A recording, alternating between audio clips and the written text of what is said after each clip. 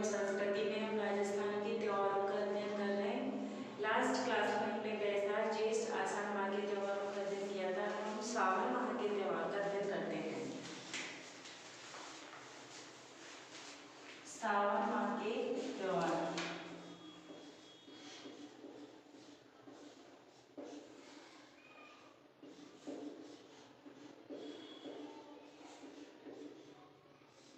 कृष्ण पक्ष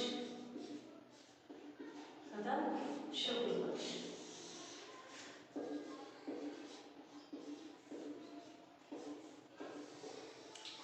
कृष्ण पक्ष में हमें ध्यान रखनी है 5, 9, 11, 15 तथा शुक्ल पक्ष में हमें ध्यान रखनी है 3, 15। 5 को आती है नाग पंचमी,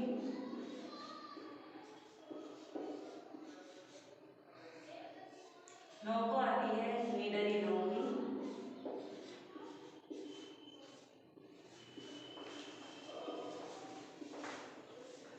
11 को आती है कामिका एकादशी,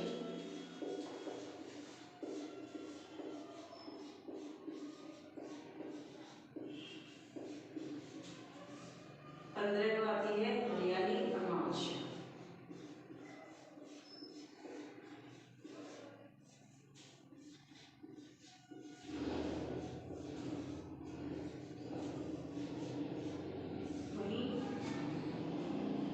शुक्ल पक्ष की 3 को आती है छोटी तीज,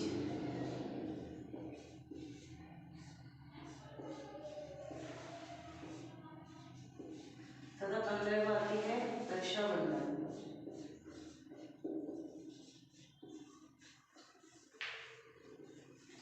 श्रावण माह के कृष्ण पक्ष की पंचमी को नाग पंचमी आती है। यह नागों का त्योहार है, इसे हम सर्प की पूजा करते हैं। ऐसे कृष्ण पक्ष में आती है, लेकिन कहीं कहीं ये शुक्ल पक्ष में भी आती है। तथा 9 को आती है निडरी नवमी, इसे नेवला नवमी भी कहते हैं। नेवला नवमी, ये जो सर्प आते हैं वो सर्पों के आक्रमण से बचने के लिए नेवलों की पूजा की जाती है। तथा इसके बाद में आती है कामिका एकादशी, इस दिन विष्णु भगवान की पूजा करते हैं। तथा 15 को आती है हरियाली अमावस्या, और इस दिन व्रत भी करती है महिलाएं। तथा इस दिन पिठोरी व्रत भी करती है महिलाएं, पिठोरी व्रत भी करती है। जिन माताओं के प्रसव काल के दौरान शिशु की मृत्यु हो जाती है, उसके दोष निवारण के लिए यह पिठोरी व्रत किया जाता है।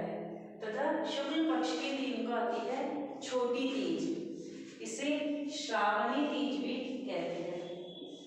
श्रावणी तीज, इसे हरियाली तीज भी कहते हैं।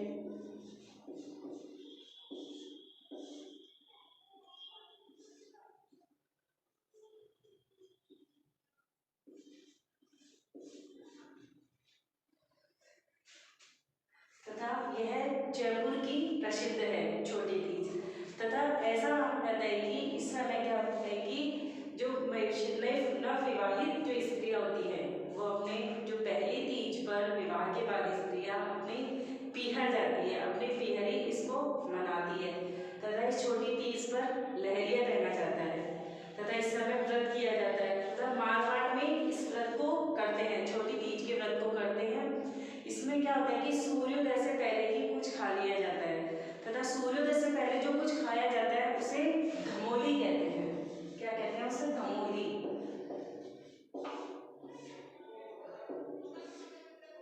फिर 15 तारीख को आती है शुक्ल पक्ष की 15 मतलब पूर्णिमा, तो इस दिन आती है रक्षाबंधन, और इसे नारियल पूर्णिमा भी कहते हैं। नारियल पूर्णिमा, इस दिन हम सब जानते हैं जैसे कि बहनें अपने भाइयों की कलाई पर राखी बांधती है तथा उन्हें नारियल भेंट करती है। तो यही है हमारे श्रावण माह के त्योहार। कृष्ण पक्ष में 5, 9, 11, 15 तथा शुक्ल पक्ष में 3 और 15। श्रावण माह में हमारे अंग्रेजी महीना होता है जुलाई अगस्त का।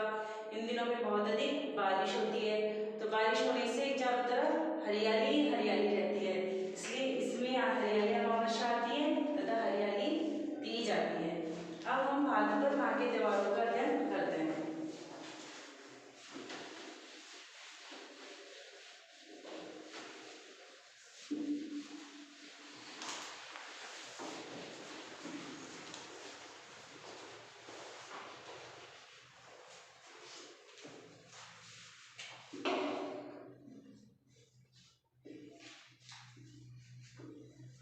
भाद्रपद माह के त्योहार कृष्ण पक्ष में इसमें सबसे पहले आएगी 3, फिर 6, फिर 8, फिर 9, 10, फिर 12। तो इसमें आएगी 3, 4, 5, 8, 10, 11, 14, 15। 3 को आती है बड़ी तीज,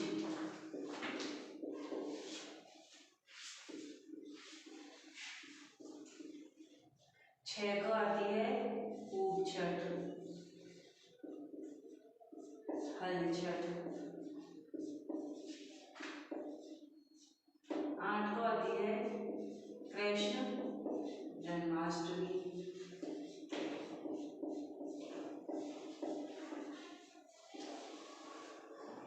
9 को आती है गोगा नवमी, 10 को गौरी पूजन, 10 तथा 12 को है बिजवारस।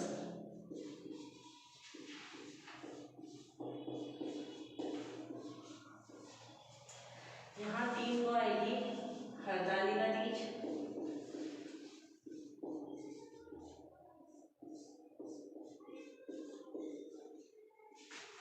4 को आएगी गणेश चतुर्थी,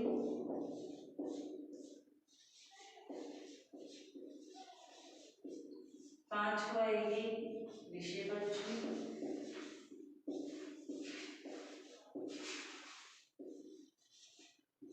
8 को आएगी राधाष्टमी,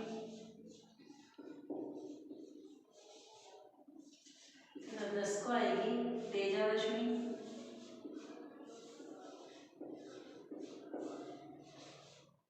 11 को आएगी जलपूर्णी एकादशी,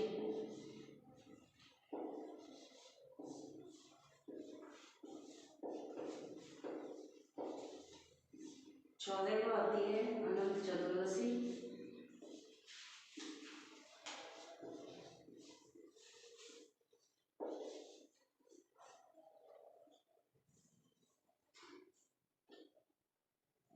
15 को आएगी श्राद्ध पूर्णिमा,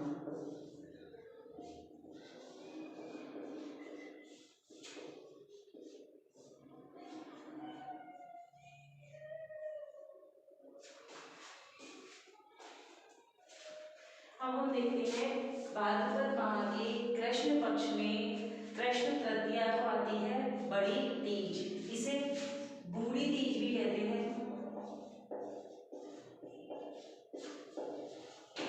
इसे कजली तीज भी बोलते हैं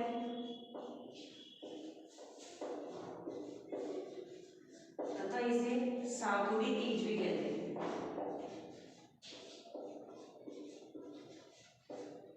बड़ी तीज बूंदी की प्रसिद्ध है, वैसे बड़ी वैसे बूंदी तथा और इसे बूढ़ी तीज भी बोलते हैं, कजली तीज भी बोलते हैं तथा इसे सातुरी तीज भी कहते हैं, क्योंकि इस दिन सत्तू खाया जाता है इसलिए इसे सातुरी तीज कहते हैं तथा इस दिन जो बहुएं होती है वो आटे की लोइयां बना करके 7 लोइयां गायों को खिलाती है। इसके बाद में षष्ठी को आती है हल छठ ऊप छठ।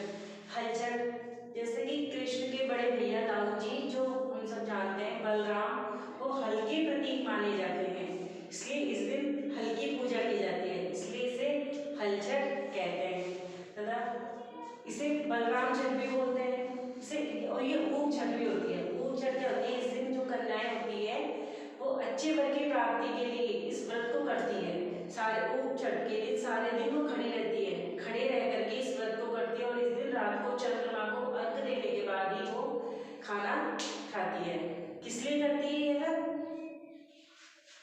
अच्छे फल की प्राप्ति के लिए। तथा इसे ललाई छठ भी कहते हैं, ललाई छठ तथा कमर छठ भी कहते हैं इसे। और जो ये कन्याएं सारे दिन उबे रहकर जो व्रत करती हैं, इस व्रत को चंदन षष्ठी व्रत कहते हैं, चंदन षष्ठी व्रत।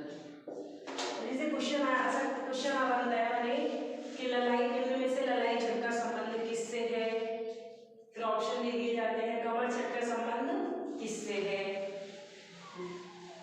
अब कृष्ण अष्टमी को आती है कृष्ण जन्माष्टमी, जो सब हम जानते हैं यह बड़े धूमधाम से मनाई जाती है तथा इसके जयपुर में तो इसकी अत्यधिक शोभा यात्रा भी निकाली जाती है। जन्माष्टमी के अवसर पर जगह जगह मटकी फोड़ कार्यक्रम होते हैं तथा भाद्रपद की कृष्ण में आती है नवमी, गोगा नवमी। गोगा जी एक पंचपीरों में से एक है, ये हम लोग देवताओं में पढ़ेंगे तथा ये इन्हें सांपों के देवता भी कहते हैं, इन्हें जहरपीर के नाम से भी जाना जाता है। इसके बाद में भाद्रपद कृष्ण 10 को आती है गौरी पूजन होता है। गौरी एक नृत्य भी है, गौरी एक नाटक भी है तथा धार्मिक उत्सव भी है। और यह जो धार्मिक उत्सव ये 40 दिन तक चलता है। यह भाद्रपद कृष्ण दशमी से प्रारंभ होता है, 40 दिन तक चलता है। इसमें क्या होता है कि जो भील होते हैं वो अपने घरों से बाहर जाकर 40 दिन तक वो अपने घर से बाहर रहते हैं। इसमें पुरुष ही भाग लेते हैं, भील पुरुष, इसमें महिलाएं भाग नहीं लेती तथा वो जगह जगह गली मोहल्ले पर नाटकीय मंचन करते हैं 40 दिनों तक। तो इसके बाद में आती है भाद्रपद कृष्ण द्वादशी को बिचवारस, इसे वत्स द्वादशी भी बोलते हैं। इस दिन महिलाएं बछड़े वाली गाय का पूजन करती है तथा जो माताएं होती है वो अपने पुत्र की सलामती के लिए इस व्रत को करती है तथा ऐसा कहता है कि इस दिन गाय से जो बनी हुई वस्तुएं होती है उनका सेवन नहीं किया जाता तथा गेहूं से बनी हुई वस्तुओं का भी उपयोग नहीं करते और ना ही इस दिन चाकू से कटी हुई वस्तुओं का उपयोग करते हैं। इसके अब हम पढ़ते हैं भाद्रपद माह के शुक्ल पक्ष को। तो शुक्ल पक्ष की तृतीया को आती है हरतालिका तीज। हर का मतलब होता है हरण करना तथा लिका का मतलब होता है सखी। इस दिन क्या होता है मतलब कि एक जो पार्वती माता, ये पार्वती माता जो होती है वो शिव की आराधना करती है, वो उनको शिव से प्रेम होता है, वो शिव को ही पाना चाहती है, उन्हीं से विवाह करना चाहती है। तभी क्या होता है कि देव ऋषि होते हैं वो भगवान विष्णु का रिश्ता लेकर आते हैं पार्वती के पिता के पास और वो खुश हो जाते हैं और वो उनसे उनका विवाह तय कर देते हैं पार्वती का। अब पार्वती अपनी ये बात अपनी सखियों को बताती है कि मैं तो महादेव से विवाह करना चाहती हूँ। तो उनकी सखियाँ पार्वती का घर से हरण कर लेती है तथा उनको एक जंगल में एक गुफा में ले जाकर वहाँ पर एक शिवलिंग बना करके उसकी आराधना करने के लिए कहती है। इस तरह फिर पार्वती जी को मिलते हैं महादेव, तो उन्हीं की में हरतालिका तीज मनाई जाती है। इसके बाद में आती है शुक्ल पक्ष की चतुर्थी को गणेश चतुर्थी, इसे चतरा चौथ भी कहते हैं।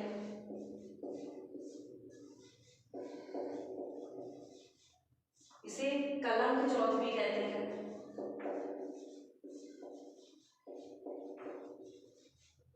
आरबीएससी में आया हुआ क्वेश्चन है कि चतरा चौथ का संबंध निम्न में से किसमें से है।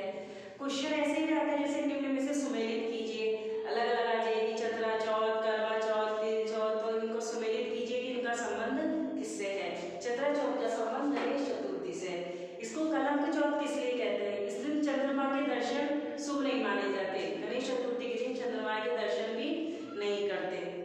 इस दिन क्या होता है कि गणेश जी का सिर काट देते हैं तो वो गजराज का रूप धारण करते हैं वो, तब उनको वापस पुनर्जीवित होने की खुशी में जब सब लोग खुशियां मना रहे थे तो चंद्रमा मंद मंद मुस्कुरा रहा था।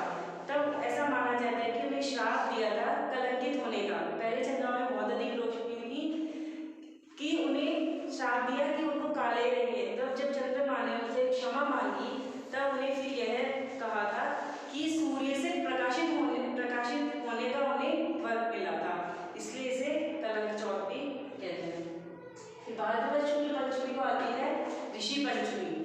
इस दिन माहेश्वरी समाज के लोग होते हैं वो रक्षाबंधन का जो पर्व होता है वो मनाते हैं माहेश्वरी समाज के लोग। तथा इस दिन हल से बनी हुई मतलब हल से जिन खाद्य वस्तुओं का उत्पादन होता है उन वस्तुओं का सेवन नहीं किया जाता। इसके बाद में आती है राधाष्टमी। इस दिन राधा का जन्म हुआ था। फिर भाद्रपद शुक्ल दशमी को आती है तेजादशमी। इसमें जगह जगह धार्मिक आयोजन होते हैं। 11 को आती है जलजूनी एकादशी। इसे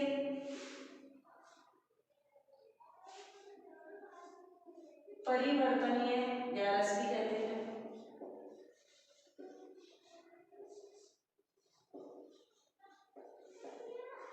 इसे वामन ग्यारस भी बोलते हैं।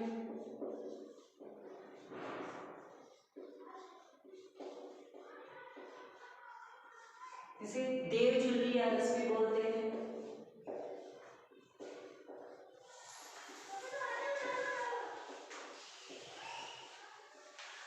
और राम रेवड़ी भी इसे ही कहते हैं, राम रेवड़ी। क्वेश्चन आता है राम रेवड़ी की सवारी में किस भगवान की पूजा की जाती है? तो इसमें राम को देखकर हमें राम भगवान नहीं करना है। इस दिन हम सब जानते हैं कि यशोदा माता जो होती है वो कुआं पूजती है। इस दिन कृष्ण भगवान के वस्त्र बदले जाते हैं। तथा इस दिन किसकी सवारी निकलती है? फिर किसकी पूजा की होता है? कृष्ण भगवान की। तो इसका आंसर होगा कृष्ण भगवान। तथा अनंत चतुर्दशी, अनंत चतुर्दशी यह पुरुषों, इसमें जो पुरुष होते हैं वो व्रत करते हैं अनंत चतुर्दशी का। तथा गणेश चतुर्थी के दिन जगह जगह गणेश जी की स्थापना की जाती है, घरों में भी स्थापना होती है।